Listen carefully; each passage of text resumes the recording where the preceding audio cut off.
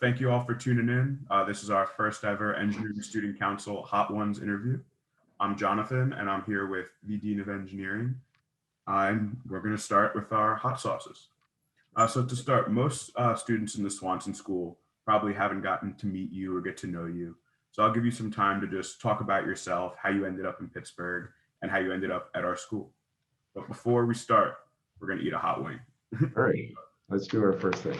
Start with the original hot sauce. Put it on the wing. This one shouldn't be too bad. All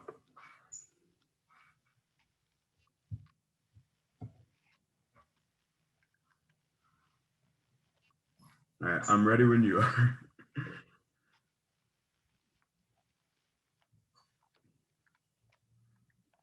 Okay. Cheers.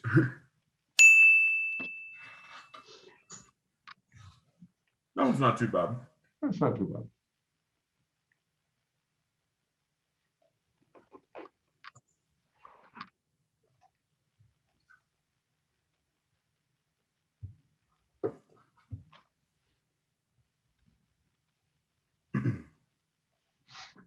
So in terms of my background, I was born in South Carolina. I grew up on a farm, and I wound up going to the Citadel Military School in South Carolina.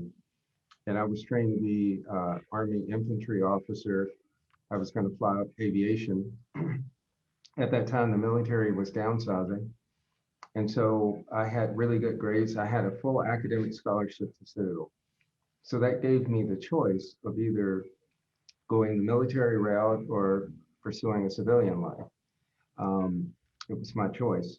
And so I deferred my commission because I had really good grades and I got a scholarship to go to Virginia Tech to study geotechnical engineering, specifically earthquake engineering, with one of the best in the country who had just come from Stanford, from the West Coast, to start a program there. And so that was a great opportunity. So I went there as a master's student, was approached by the Marine Corps, was offered a pilot's slot as a Marine aviator, considered that carefully. But at the same time, I've got, I had this scholarship for my master's, and I was offered a full scholarship for my PhD at the time through National Science Foundation funding and through the university. And so I was so fortunate. That's how I got into this field of academia and the mentorship of this person, Wayne Clough, who later went to be president of Georgia Tech and is legendary, got me really interested in the field, and I was able to see what working in this field could do. And not only are you an educator, but you're an engineer. You're a frequent researcher and consultant to make a difference on really big projects. So he worked on projects all over the world and brought that knowledge back to the classroom. And I did the same thing. I was very quickly a researcher and a consultant and an educator that worked on things all over the world, Asia, Europe, Africa, on some of the most important projects that you can imagine. It's just incredible, from nuclear power plants to historical structures to big civil structures like big bridges. I've done classified work. And so I had a long career at Virginia Tech as a professor. I ran a center in disaster engineering and had the opportunity after many years to be department chair at Clemson University. And I went there for almost 5 years. I led the program there, and I ran a disaster center at Clemson that I founded. And that was the university center and had lots of impact there. Part of that was to go back to my home of South Carolina to make a difference to increase access to education. What drew me to Pittsburgh was the fact that it's a great school, very close in terms of proximity to Virginia Tech. I knew Pitt quite well, but I saw where we are here at the university, and I knew that we can build something incredible. The students are amazing, the faculty are amazing. We just need to be a little more outwardly focused. We've been a little too quiet, and we need to have more of a global visibility. But I realize that we are positioned for the future. the size of our program, the quality of our program, and it was such a compelling opportunity. And so that's how I wound up coming to the University of Pittsburgh. Thank you for that. And I guess since you've gone through a few Pitt rivals, when they play each other on the field, who do you pull for? Well, you see this tag right here, That's the right this answer. label right here. Okay. Although I have to say, there's a little bit of my heart and soul at Virginia Tech, because Virginia Tech is my alma mater for my master's and PhD, and I owe so much to that school with respect to what it gave me as an opportunity to start my professional career. So there's a soft spot in my heart, but not on game day. It's whatever uniform I'm wearing. Yeah, of course, always put on the football field. Yep. And then in regards to the city, what are your favorite things about Pittsburgh? The history, the importance of the city. This was the center of the epicenter of the industrial age. We don't always recognize that the United States is largely the way it is. Our strong economy and our not only economic dominance, but what we've done in terms of our security from a military standpoint. Pittsburgh has been at the center of that leadership. This is where the industrial age in this country started. We had lots of people come here from all over the world. Engineering defined what was happening here, all the way from Carnegie to, I mean, you look at what steel did, and then you look at the discovery of oil up in Titusville in the late 1800s, and how much that was important to the expansion of this country. And we had electricity. In 1893, Westinghouse came here. Westinghouse found it here, but Westinghouse was here in 1893, lit up the Chicago World's Fair in 1893, which was the first exhibition of electric lights using AC power. He brought Tesla here to help design an AC induction motor for that purpose. And at the same time, he brought Roger Fessenden from Purdue here. And that's when our electrical engineering department was started. The petroleum engineering department was started in 1910, which was the first petroleum engineering department in the world because of the discovery of oil in Titusville. So all of that expansion, because of the raw materials to make steel, and then the waterways, the rivers, and the railroad junctions, that's what really made this country the industrial might that it became. And that's really what won the wars. And you look at especially World War I and World War II, a lot of that happened because of Pittsburgh. So that's what I enjoy about Pittsburgh, the history and the significance. If you love engineering, Pittsburgh is defined by engineering, which is really just solving problems to make society better. Yeah, that's one of the reasons I ended up choosing Pitt, because of all like the engineering ties to the city and kind of just how it was like the backbone for all the things you mentioned. Absolutely. Absolutely. All right, we're gonna get ready for another wing. Let's do it. So the next hot sauce is this one in yellow. This one's even spicier. This one. Yeah, I'm a little worried about this one. Oh, don't be worried.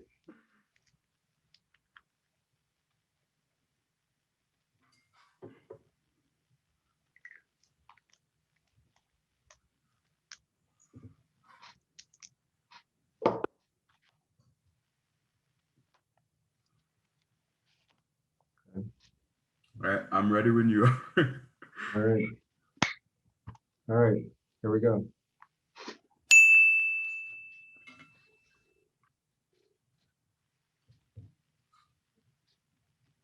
Definitely a step up, but not as bad as I thought. Yeah, step up. Step up. The next three are the ones that are really gonna take it up a notch. Yeah, that took it up a notch. It's got a little bit on the back. So I'll lead into the next question. So obviously we're going through a pandemic right now, and Pitt has been one of like the leaders in handling it. And the engineering students have also been leading the way. Absolutely. Do you have any comments as how that response kind of started, what we've been doing, and how Pitt has become one of the leaders in handling it? There are two or three ways, because engineers are great problem solvers. They understand complexity. I can tell you why it's been so successful because of our students. We have been the school that has had the highest level of compliance. We have moved the fastest to shift into the online format when we started initially from face-to-face didactic courses into the virtual format. The first ones to design systems to catalog who's coming in and out of different spaces. The first one to develop models that can predict the flow of people in and out to look at the choke points like the hand drying machines in bathrooms, stairwells that lead upstairs or downstairs, how we can optimally um, program entrance and exits, queues to minimize traffic on those. What we're going to do about the elevators to get upstairs, those are choke points. How we're going to regulate the number of people in bathrooms.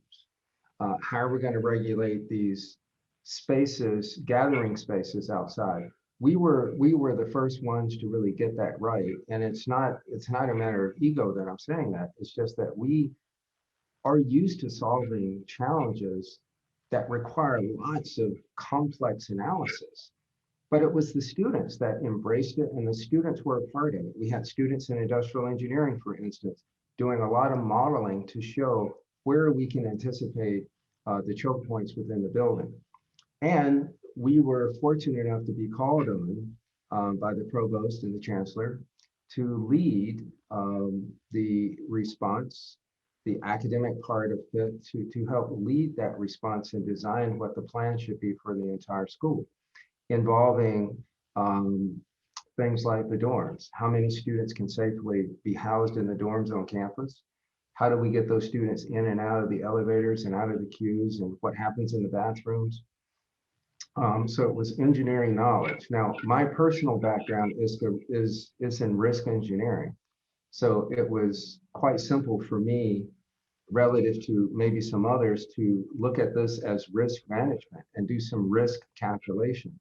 So we hear the health departments and others talk about general guidelines of how many people should be in a space and when we should shift from one operating protocol into another, whether, like into guarded risk posture. But it really comes down to what's happening from a risk standpoint. We should really say, what is an acceptable level of risk? So we put things in a risk framework, and that was able, I think, to really give us a better understanding and idea. Now, one thing I want to say also that the university, especially led by the med school dean and his team who oversaw the testing, our job was to help with the planning, but the testing and monitoring with that committee, they used a very innovative approach. The approach that the University of Pittsburgh used was acknowledging that testing is not perfect and testing has a lot of uncertainty associated with it. It will give us false negatives most of the time. That's what we worry about. When someone tests negative and they're not. Typically, there's a 14-day incubation period for this virus. The first 4 days, when someone's infected, they generally don't shed enough virus to really have that show up well in most tests. And even if the virus is there, you have to get the swab in the right place to be able to detect the virus. But the first 3 or 4 days you're infected, it wouldn't be enough to show up. So at any given time, if you're relying on negative tests to change your behavior, it was recognized that that probably is going to lead us down the wrong path. So what the University of Pittsburgh adopted was the strategy that tests that indicated someone was positive for COVID meant that we really had to quarantine and isolate and take care. Tests that indicated students were negative didn't mean that we need to change anything else. And so we never used negative tests. We never did really wide-scale testing, except if students were showing symptoms, because we didn't want to give people the false sense of security that a negative test meant that you could go back and operate as normal. So at any one time, the calculation showed that about 80 students on campus had COVID, and they would not test positive. And so you have to use isolation, like what we're doing right now, at the end of which you do testing. And if you do that, then statistically you can have a very high probability of knowing who's positive and negative. Last thing I'll say, because this is so important, before there was the break for the students to leave at the end of the semester, right at Thanksgiving week last semester, there was an isolation period, and it was testing after that. If we hadn't done that isolation period as a university, the estimate showed that 40 students that were infected would have gone home with COVID and not know it if it hadn't been isolation combined with testing. And I think of all the universities, I haven't seen any universities that had as low a rate of incidence of COVID spread than the University of Pittsburgh. I know we were one of the leaders in the nation. I know that has to be the case.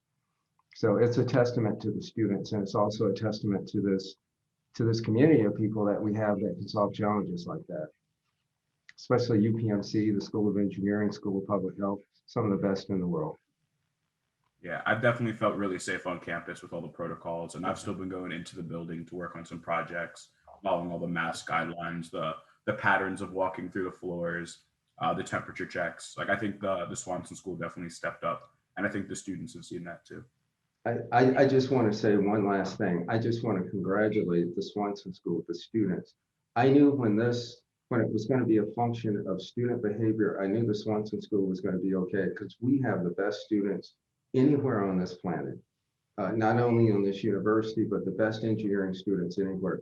And I knew that we were going to knock it out of the park when it came to behavior. So congratulations. We set the gold standard for how to do this. It's a testament to what it means to be a Pitt engineer. And in reward, we get another hot sauce. Of course we do. Which one is it?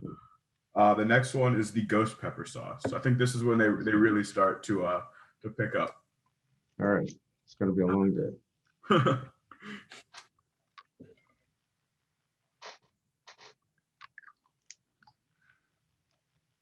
Just smelling this one. I smell it.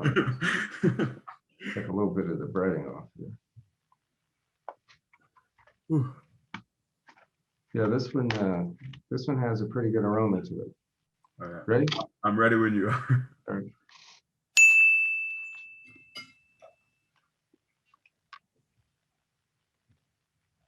Yeah, that's hot. Oh. How many more we got? Oh. Oh, that one was definitely a little bad. Oh, that one's up there. That one definitely took it up a level. Yeah. Wow. And the question that goes with it. You have milk, I don't. I wish I did. I wish I did. That's how Swanson students are prepared. We always yeah, right. I should know. But the next question is, how do we plan to bounce back after COVID? Whose idea was this? It was actually our former president, Alex Rosati. And then COVID kind of saved him from doing it. And now I got the hot sauces. Yeah, how do we plan to bounce back after COVID and keep that momentum moving forward? Well, it's nothing to really bounce back for. I look at it as, how do we keep accelerating? I mean, look, this is we have learned a lot. We're not the same school. What COVID has done is it has accelerated some things, and it has caused us to reevaluate many things. So has it been stressful? Absolutely. Has it caused us to really rethink the way that we have to do what education is? Absolutely. And the first semester was challenging for everybody. Mental distress, big issue. But I can tell you, we are way more resilient because of it. It's telling us where the future is. It's showing that we're going to have more shocks like this in the system. Because of the capabilities we had to build to move quickly, we were able to show who should be talking to who. It makes you build those networks. It makes you take out people that maybe are in the middle. It lets you see who provides value. And so we've been able to do that. And we have streamlined Basically, it's simple. If it's important, we're doing it. If it's not important, we're not. And we're moving much faster. So how do we return and where do we return to? We will return to a school that's a lot more agile.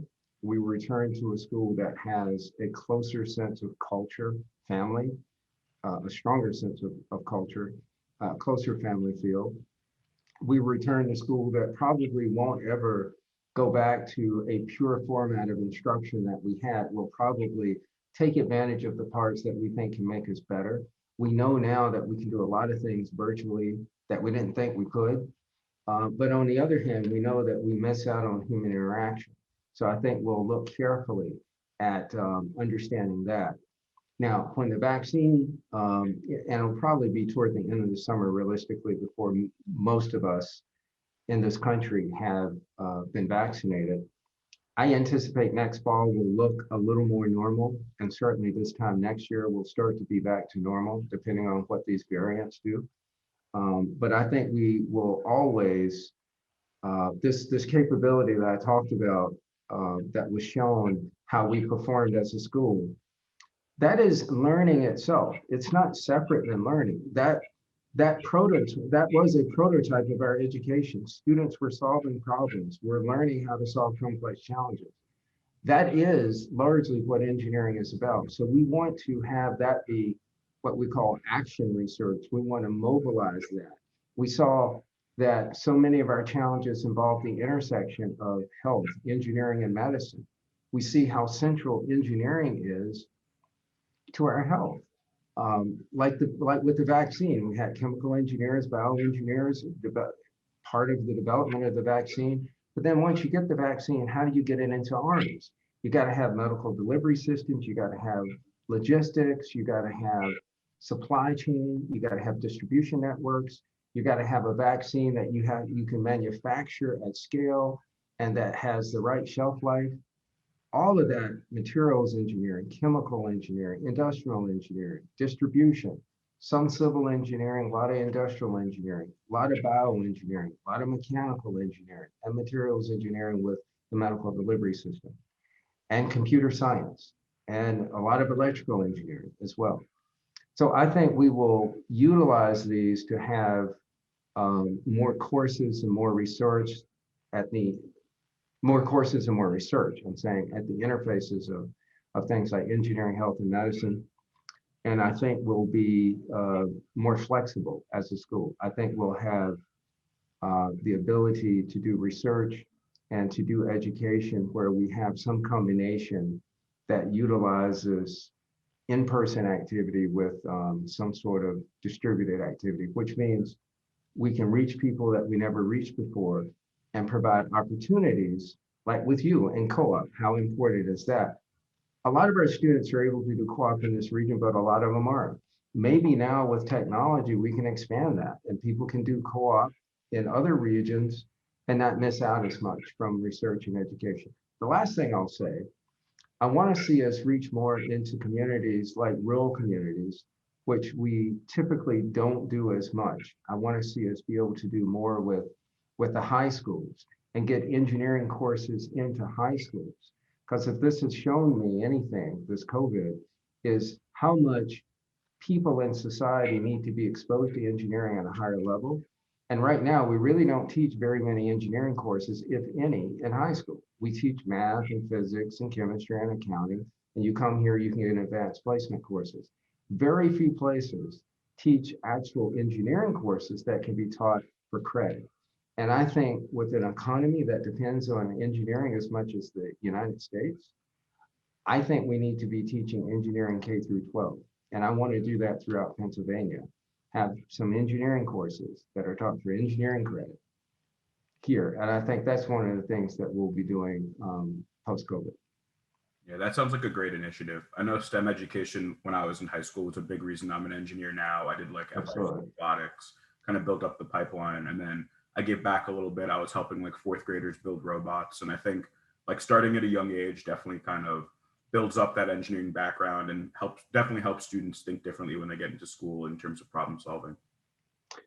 Absolutely. And the question is, what if in areas where that's never been exposed on a consistent basis to the residents there. And you're from Long Island, and that's an area that's very different than downtown Manhattan. And there are many areas around Pennsylvania where that technology, both research and education, just doesn't reach in some of those rural communities. I want to have something for everybody. Everybody needs to be participating in our economy. So I have a passion about reaching beyond just the urban centers to make sure we reach people out in the farm country. I grew up on a farm. I still have a farm in Virginia. I still have a farm in South Carolina. So I want to get out to those rural communities. Yeah, I agree. I think spreading engineering can only do good. And the more engineers we have, the more problems we can solve. Absolutely. Yeah, so we'll move on to the next hot sauce. And the question that goes with it is, along with that initiative, what else does Swanson have in store for its students? And what can we see like on the student end and for prospective students coming in that makes Pitt above the rest? I think there are a lot of great schools out there, and Pitt is certainly one of them. I think one of the things that differentiates us is we're the right size. Um, Pitt is a public school. The School of Engineering is a public school. It's really, really good. But I look at the students here. I look at their capability, the sense of family, the sense of connectedness that we have in our program is like nothing I've seen. And I've been a part of a lot of universities' campuses, but it's not rhetoric. There is a sense of kinship here in this program. And across the university, that's not common in a lot of places. It doesn't feel like a factory. You're not just a number. And the other thing is, it seems to be a culture for our students that's persisted for a good while. Our students are so altruistic. Every time I talk with you folks, you're always talking about volunteering somewhere, helping others, um, helping those that are less fortunate, or you might just be helping some of your colleagues and classmates. So many of you volunteer and you raise money for community projects, whether it's cleaning up an area or whether it's going out to help in a homeless shelter. I am just inspired at the sense of maturity and leadership and the ability um, to use engineering to make a difference. And I think there's some things that help set us apart to do that. That culture comes from not only not being such a large program, things like our co-op program, which I think is the best in the country, especially among programs where it's voluntary, right? You don't have to do it. I think we've got one of the highest rates of uptake of any school that is where co-op is not mandatory. And I also, we've had more national award winners for co-op than any other school. I think our students come in, almost half of our students up until the time of COVID had a overseas experience, international experience. 55% of our students have a co-op experience. A lot of others have interns experience. 70% of those students that do take co-op do so in the Pittsburgh region. Those are things, and we do it at a very high level. So I think those are things that really create this can-do attitude. And I have heard from a lot of employers that if they get a Pitt engineer, that's a lot different than a lot of other engineers they see. On paper, you have all these accolades and things like that, but they talk all the time about how real, how impactful Pitt engineers are as leaders. So I think this culture that we have and the opportunity to engage with the community around us, being in this urban area, which is just kind of the right size, not too big, not too small, positions us for leadership in the field. And that's why I think you need to be a part of Pitt Engineering. Very well said. Oh, I think the Okay. last three are all over a million Scoville. Yeah. Yeah. So we just did 10. So you want to do 9? We could do 11. I have Okay, 11. Okay, 11. This one looks rough. Also over a million Scoville. Don't tell me the number. They stopped saying what it is after a million.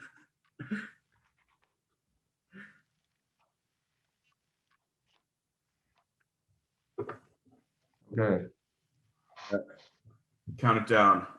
3, 2, 1.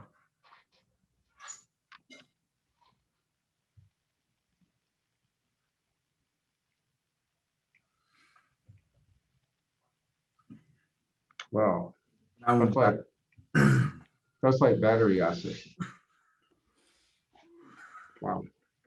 I didn't even put that much on. They were not kidding. That's like battery acid. That was definitely worse than the other one. Wow. Oh, might need a minute before I ask this other question. I'm glad we only have one more of these. Don't tell me the number. Don't tell me the number. Wow. Yeah, I was gonna say with co-op, I agree with what you said with like the leaders. Like, I think even just in the classrooms, a lot of our students have that experience, and we're able to like bring it into the classroom when they ask questions, and it helps everyone learn in the environment. I think that's like something like really important. And when I was looking at schools, I looked for co-op programs and ended up doing a co-op. And I think that's probably the best decision of my life, ending up going with the co-op program. Yeah, co-op, we got to understand the classroom of this is 21st century. We live in a nonlinear world. COVID is showing us how nonlinear it is. Things can change very quickly. If you look at the economic disruption that occurred just last March, we wiped out economic gains and employment statistics that took 20 years to build. We wiped those out in just 2 or 3 months. And so we live in a very nonlinear world where things can happen very quickly. And that exponent can be negative or positive. My point is that the world is a complex place. We have a global economy. And what I think we need to do more of, I would call it a little more of an inversion of the university. That is, we need to get more of the things that we do outside of the university a part of the university. We need to think in terms of learning ecosystems. We need to think in terms of research ecosystems.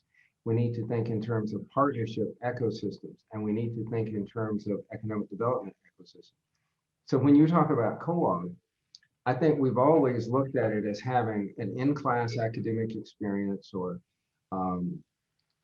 experience that is based on traditional curriculum. And then we go out and we have some enriched experience working in the real world. I think that has to be more a part of the fundamental curriculum going forward. So right now we call it co-op. I would call it just basic. I mean, you almost have to have that now to be relevant. And the experience is second to none. So I think we need to really reinvent and expand on co-op.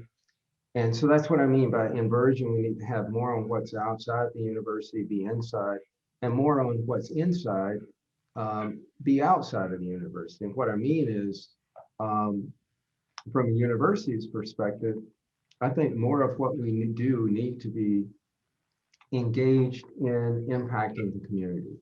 We should be really engaged in the community in a strong way, showing impact, studying problems that our community, our region has, so that we can be part of the solution, not just to have some theoretical impact.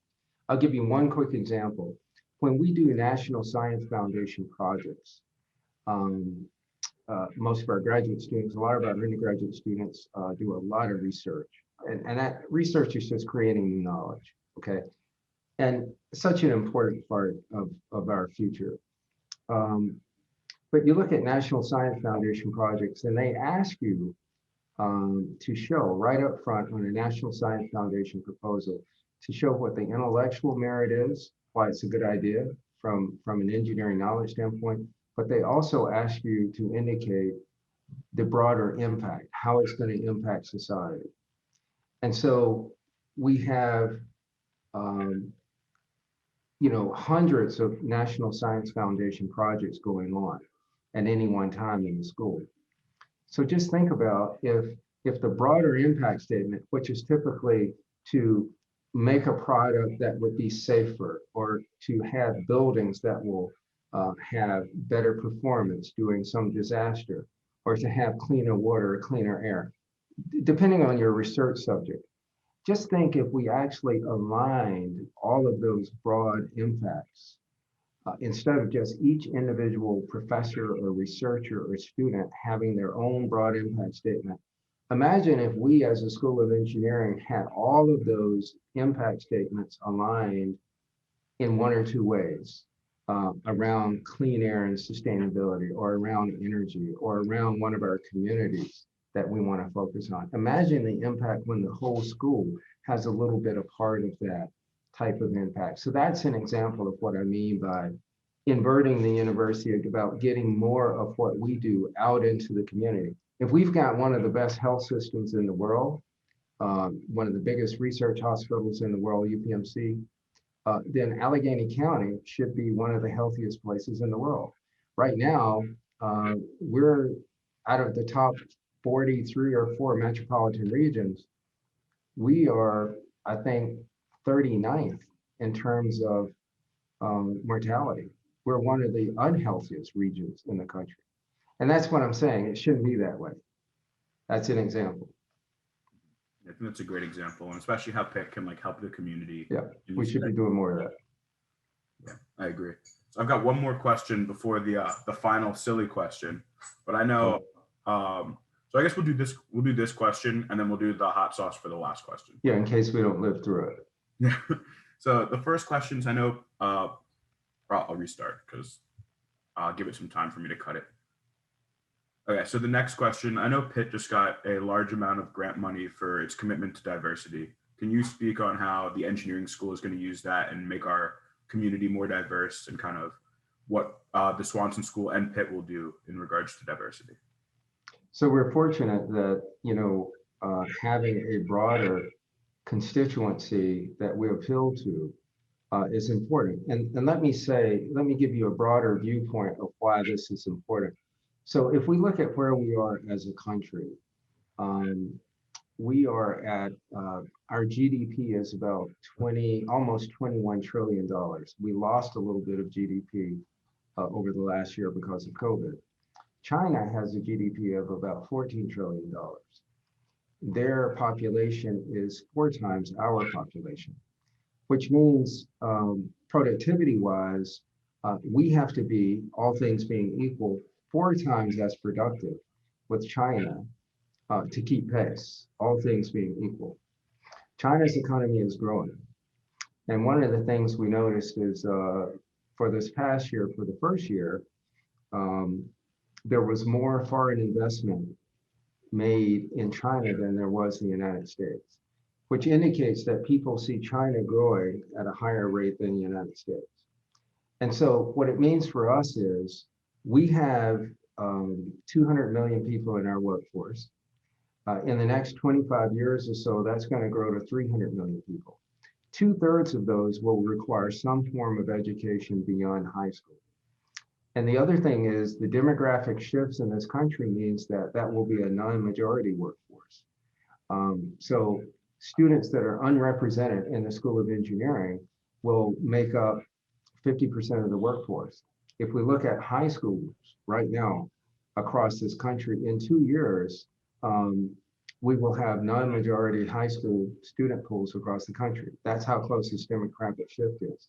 So it's important that we open up opportunities on a broad basis so that we can be productive as an economy. Now, what difference would it make from a GDP standpoint if we made fields like engineering and medicine and health science available to working age adults now who are not involved in that part of the workforce?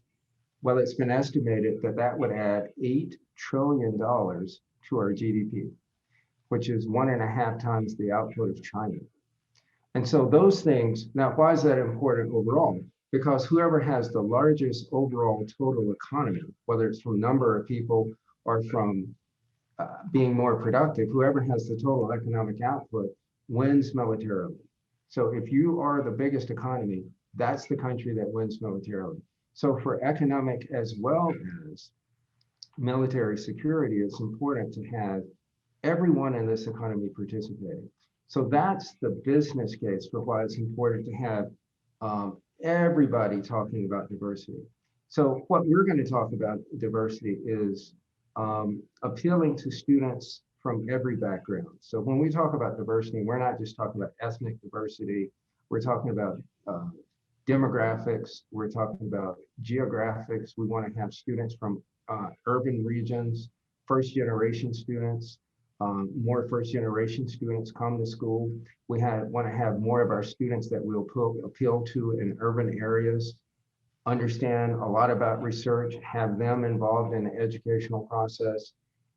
So we'll do that with the grant. So we'll have students that we didn't get before. A lot of first generation students want to broaden what diversity means.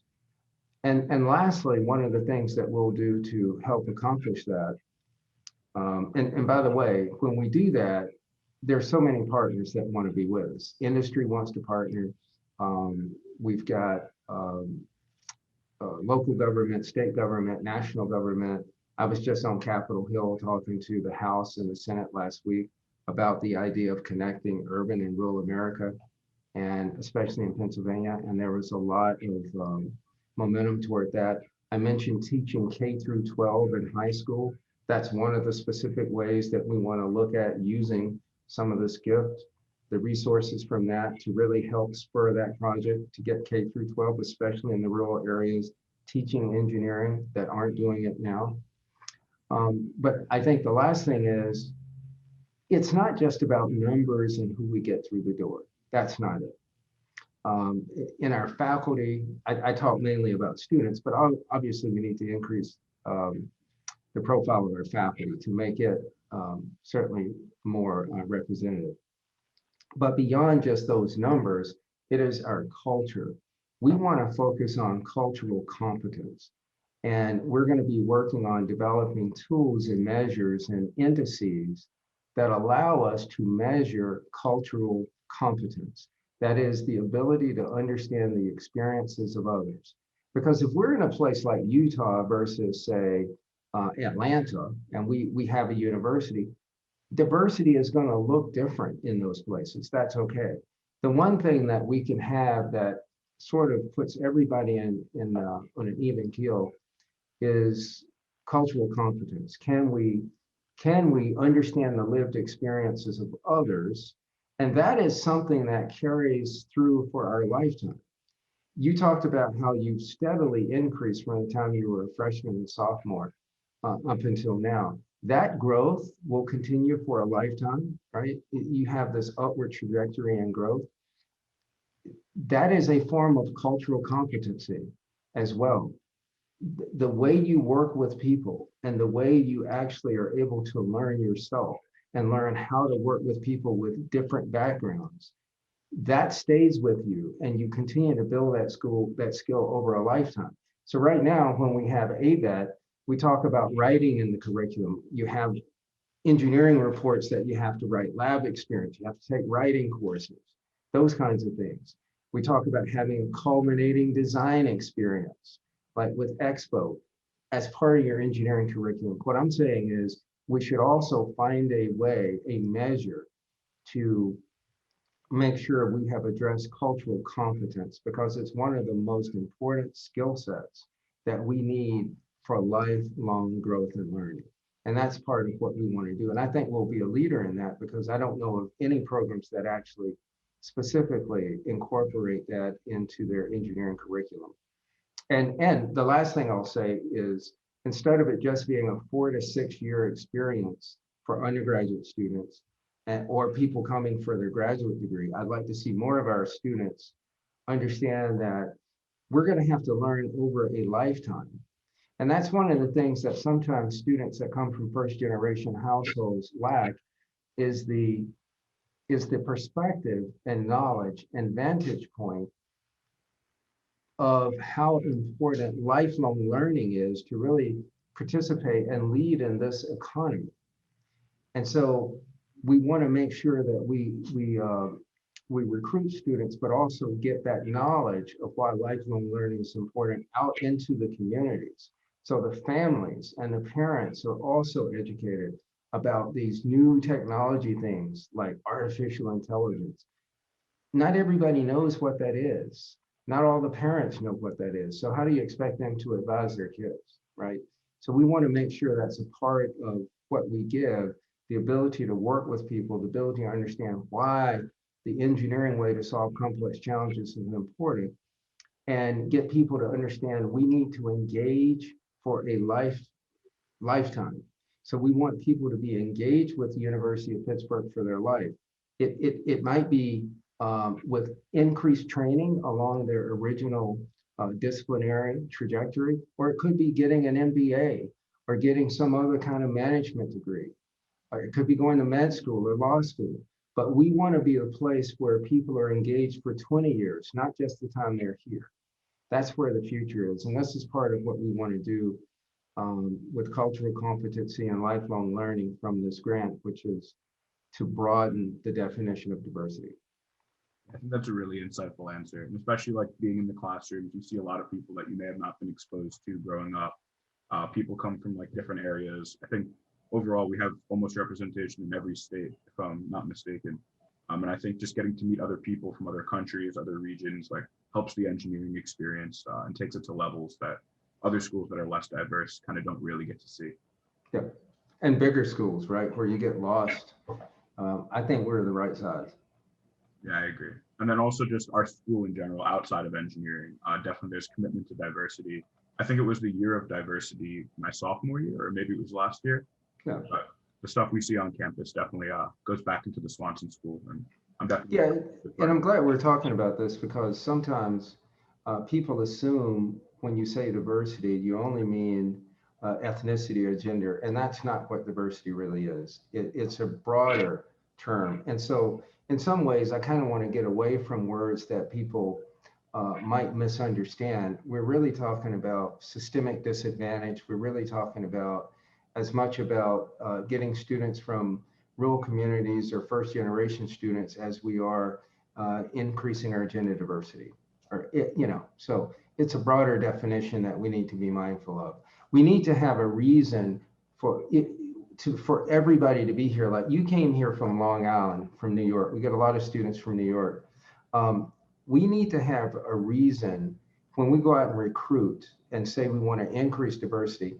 We have to be careful. Yeah, we need to recruit students that we might not get right now in the percentages we want, but we have to also make sure that everybody that is out there is a part of the formula. We want to have a reason for every student to come to the University of Pittsburgh. So what I'm talking about is inclusive. It's not addressing a small segment, it's addressing the whole. I want to have all of us recruited. I want to have all of us supported. I want to have all of us informed and engaged. This is something for everyone. So that's what I see. That's the future that I want us to have. It's a reason for all of us to be here. We all need to be here. Yeah, and I see that really ties into like what you said with like the K through 12, just getting the engineering out there, getting people who don't have access to it access, and then kind of the overall bigger picture of bringing everyone from all backgrounds in to create like a diverse learning environment.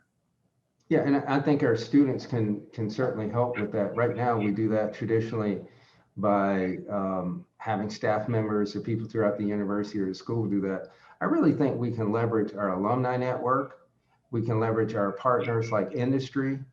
I think we can also leverage pipelines of our students, like from Long Island. I think we need to do that in a much more savvy and way that leverages our ability to go recruit students. We need to have stronger pipelines and pathways from different places. I think we can certainly benefit from our student population. Who best to recruit other students here than our student population? So we need to do a better job of that, and right now I'm not sure we actually take advantage of that. You folks know why you came here, and I think we need to learn from that and have you involved with those coming behind you. Yeah, and I think students like myself, I definitely would love to be a part of that process if we improve in that area. Absolutely. We need it. We desperately need that. Yeah, and also like that more personal connection. Like if you know someone from your town did this or did that, you might be more inclined to say like, oh, I have the ability to get to that point, or I can see like the path to success. And I think that's important, especially across the country. Yep. Okay, so before we wrap up this interview, I do have one question that the Engineering Student Council would ask. We'll have the hot sauce first. What's a little a silly question. This is the Yeah. yeah. The name of it just doesn't sound very good, does it? Oh, this is the spontaneous combustion hot sauce. Oh, the smell of it alone. Oh, This is not good. it's a good thing this one's last because I don't think we could have finished the interview if we had this one earlier. Okay. Oh, well, I'm ready for it. And if I can survive, I will ask the question. Oh, I'll count it down when we're ready.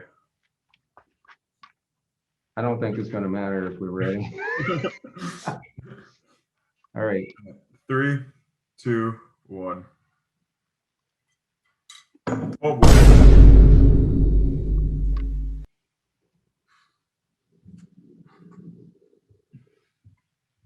Wow.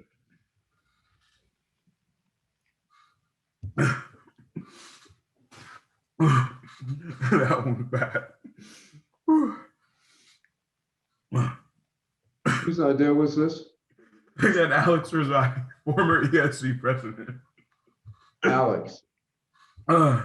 We gotta get Alex. We gotta get Alex this box. Oh yeah, I'll send it to him. He's back in New York right now. I don't think the milk's even helping. Oh yeah, that one was bad. So good. That's not good. This is the last question. We'll take all your engineering knowledge to solve.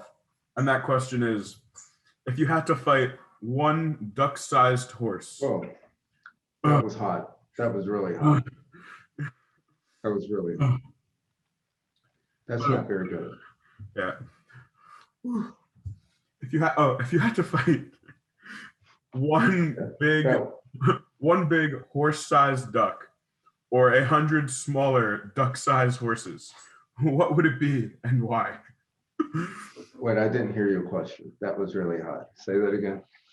If you had to fight one horse, I can barely speak. I go with the milk first.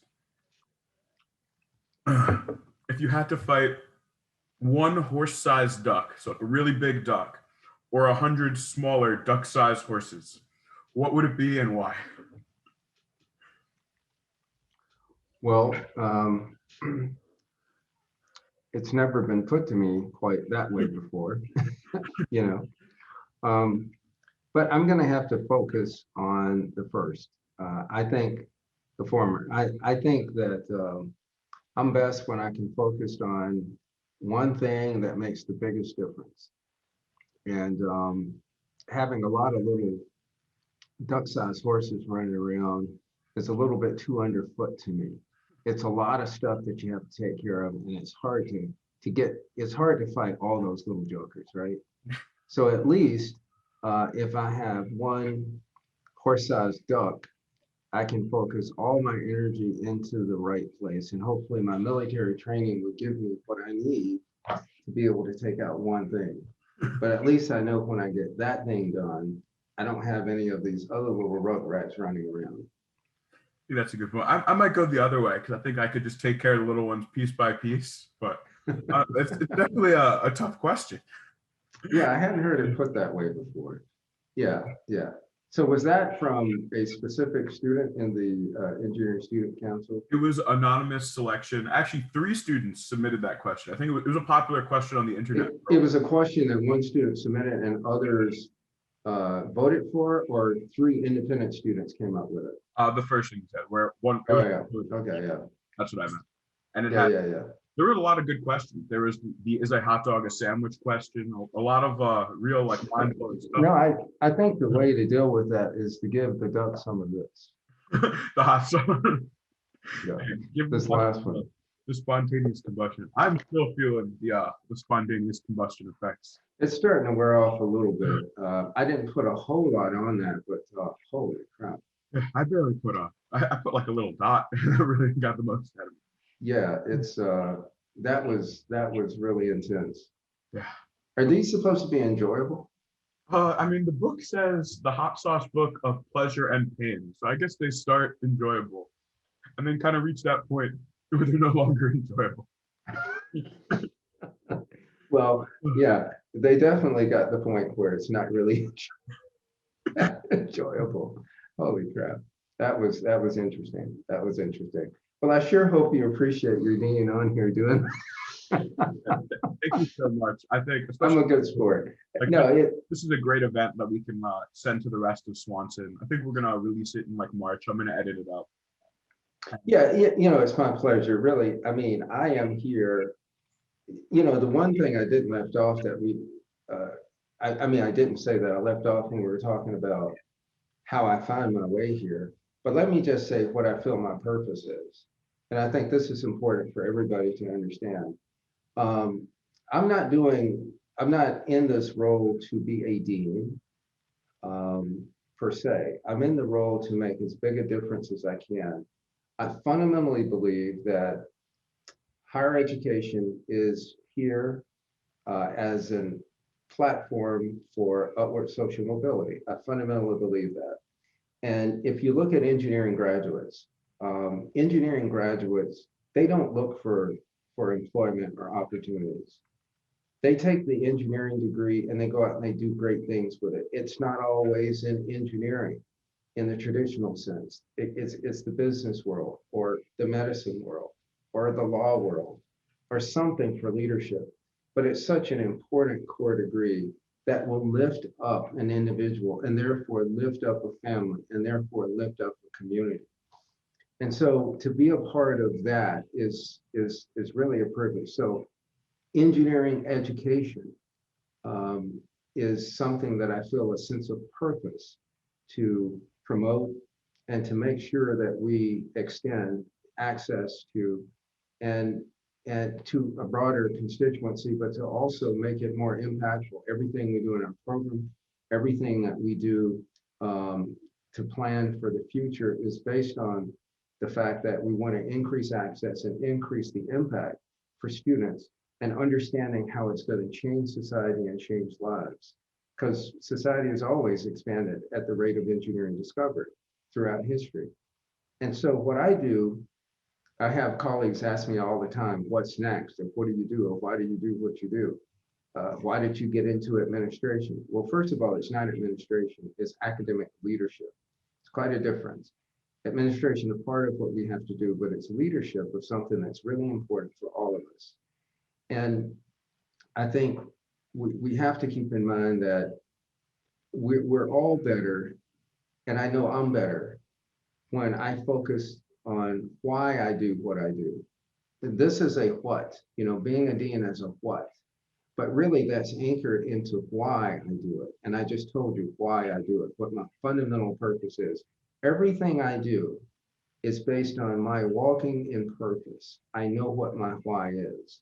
And this is why I'm here and why I am so passionate about this role and why I'm so passionate about the lifeblood of this program, which is all of you students. So that's my purpose, and that's my why, and that's what drives me. And I'm so fortunate that we have the community that we do, and the students that we do, and the history that we represent, but most importantly, the history that we have to make together, just like today. But that was really hot. That was very hot. And I think from all the students, like we really thank you for all the work that you do, especially with like the COVID response, getting to know us. I know not many students know this, but our dean meets weekly with a bunch of the student org leaders, and it really shows that like he's committed to us and how we can like it shows us the direct path to how we can make a difference at the school and how we're all on board in this together. And I just had to share that because not many people know, but our dean in communication with students has been incredible. And I think that's why the student experience here has been so great, especially during my time. It's a great pleasure. Thank you so much again for taking the time to do this and go through the pain of these hot sauces. Yeah, let's not do that again anytime soon. There's a first and last time for everything. Oh, that last one, I might just throw that out or send it to Alex since this was. We should send this to Alex. We Yeah. should send it to Alex. He's definitely going to be watching. He dodged a bullet, graduated. Well, let's call him out. If he's watching, we got to call him out. Yeah, I will send him it, and hopefully he will send a video back to us eating the hot sauce. Yes, exactly. Yeah, I'm still feeling the after effects. Yeah, yeah, absolutely. Absolutely. I am too. Thank you so much. I'm going to stop the recording now. And I think Okay, definitely thank you. a great